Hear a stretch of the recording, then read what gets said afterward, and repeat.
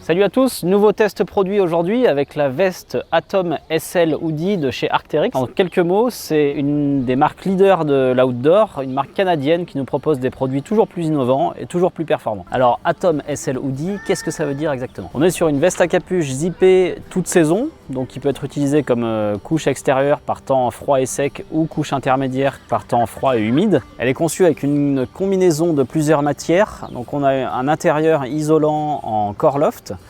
On a des panneaux stretch sur les côtés et au poignet pour pouvoir ajuster le vêtement le mieux possible, avoir un fit parfait.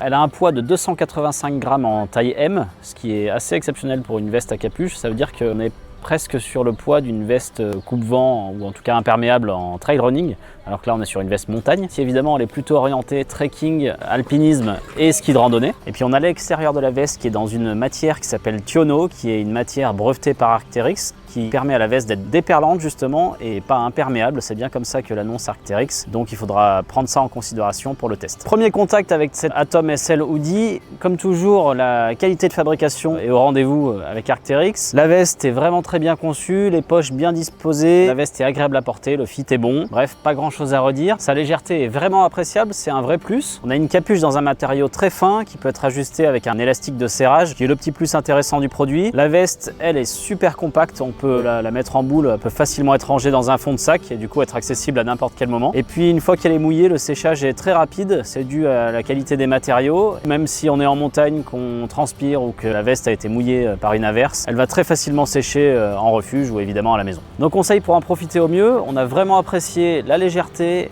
la praticité et la qualité de fabrication de cette veste. Elle est parfaite pour utiliser en fond de sac sur une journée en montagne et elle saura totalement se faire oublier une fois enfilée, par sa légèreté et aussi parce qu'elle régule très bien la chaleur. Nous l'utiliserions plutôt en été puisqu'elle sera quand même moins isolante qu'une vraie doudoune d'hiver. Ceci dit, elle pourra très bien protéger des intempéries sur des activités estivales comme l'alpinisme ou le ski de randonnée au printemps. Ça en fait une veste assez polyvalente toutes les saisons et à utiliser toute l'année. Attention à deux petits points, la solidité de la membrane extérieure, du matériau extérieur. Solidité a rarement rimé avec légèreté, donc attention à ce point-là. Attention, la veste est déperlante, elle n'est pas imperméable, donc ça va vous protéger d'une petite averse mais pas du tout d'un temps très humide et dans ces cas-là il vaudra mieux l'utiliser sous une veste Gore-Tex par exemple. Au final on a un modèle multi-activité dans lequel on peut avoir confiance. C'est une veste qui nous a bien plu, on a bien apprécié sa légèreté, sa qualité, toutes les qualités qu'on a énumérées avant. Évidemment il y a ce petit souci de fragilité qui pose un petit peu question, mais c'est aussi le prix à payer pour avoir de la légèreté et de toute façon on peut avoir confiance en Arc'teryx. C'est du matériel qui est très haut de gamme mais qui en général vous apportera toujours satisfaction et dans lequel vous ne serez jamais déçu. Donc profitez-en